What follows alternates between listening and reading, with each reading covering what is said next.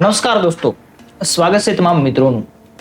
ઘણા સમયથી ગુસવાણેલી પરીક્ષા એટલે કે ફોરેસ્ટ ગાર્ડ બીટ ગાર્ડ ગુજરાતની અંદર ઘણા સમય પહેલા લેવાણેલી ફોરેસ્ટની પરીક્ષાએ વિદ્યાર્થી મિત્રોને ગોંટે ચડાવ્યા છે। કોઈ કહે છે રિઝલ્ટ આવશે, રિઝલ્ટના દિવસે કોઈ કહે છે કે થોડી વાર લાગશે।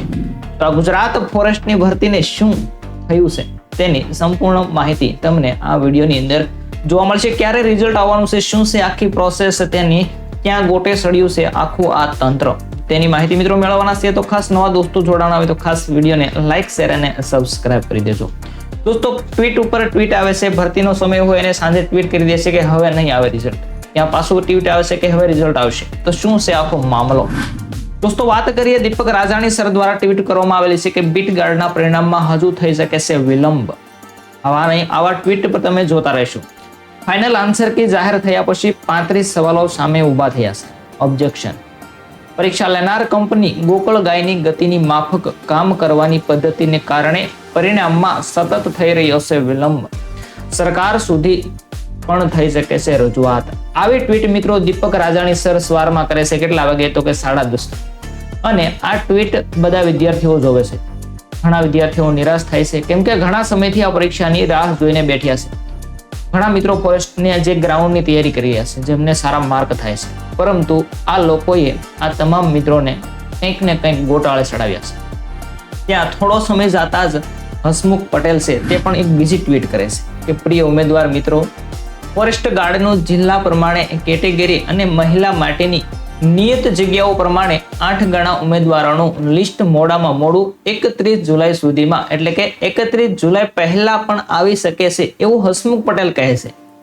એ વેબસાઇટ પર મૂકવામાં આવશે અને શારીરિક કસોટી છે તે ઓક્ટોબર અથવા તો નવેમ્બરમાં લેવામાં આવશે। તો દોસ્તો, આ લોકો ટ્વીટ ઉપર ટ્વીટ કરતા રહે છે અને આપણે ટ્વીટ જોતા રહીએ છીએ। તો શું આ બંને ટ્વીટનું કંઈ ઉપાય આવશે? શું લાગે તમને? આ પરીક્ષાનું રિઝલ્ટ આવશે 31 તારીખ સુધીમાં રિઝલ્ટ આવશે, એટલે કે આજ 24 તારીખ તો થઈ ગઈ છે, હવે માત્ર ને માત્ર 6 દિવસ બાકી છે। તો 6 દિવસની અંદર શું આ ફોરેસ્ટ ગાર્ડનું જિલ્લા પ્રમાણે જે મેરિટ છે તે આવી શકે છે? કેટલા સમયથી આવીને આવી રીતે આપણે રાહ જોતા આવ્યા છીએ।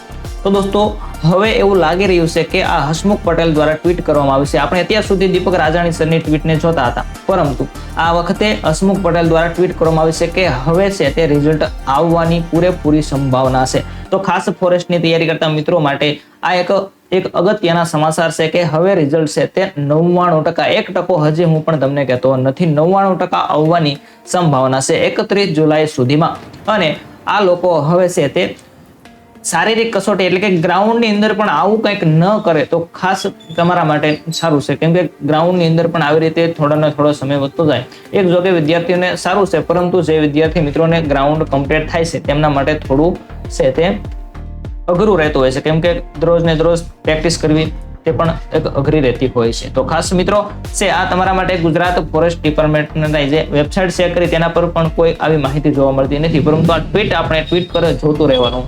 તો હસમુખ પટેલ દ્વારા જે છેલ્લી ટ્વીટ કરવામાં આવી છે કે આ જિલ્લા પ્રમાણેનું છે તે મેરિટ છે મહિલાનું અને જિલ્લા પ્રમાણેનું તૈયાર કરી રહ્યા છીએ। તો 31 તારીખ સુધીમાં 99% કરવાની સંભાવનાઓ છે। તો ખાસ દોસ્તો, આ હતી માહિતી ફોરેસ્ટ ગાર્ડના મિત્રો માટે।